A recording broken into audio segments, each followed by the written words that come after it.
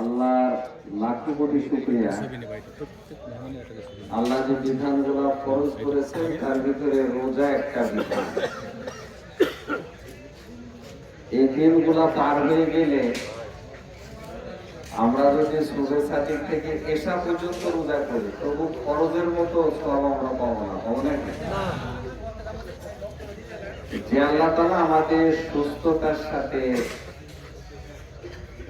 রোজার মাসে রোজা পালন করার তৌফিক দান করছেন, ওই রবের শুকরিয়া স্বরূপ সকলে বলি আলহামদুলিল্লাহ। রাসূল পাক সাল্লাল্লাহু আলাইহি ওয়াসাল্লামের প্রতি দরুদ এবং সাহাবা আজমাইনরা তার মাগফিরাত কামনা করে রোজার বহুবিধ উপকার আছে, বহুবিধ।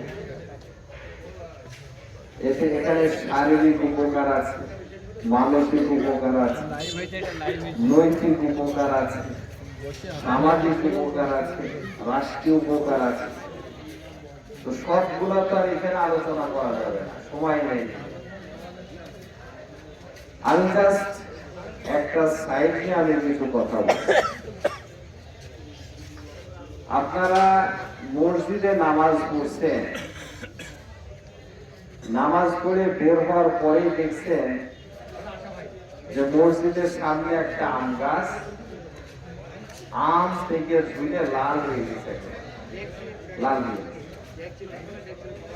তো এইটা দেখে খেতে ইচ্ছা করবেন এরকম কোন মানুষ আছে নাকি?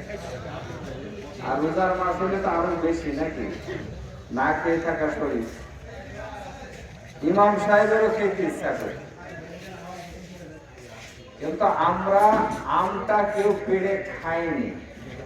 কেন বলেন তো?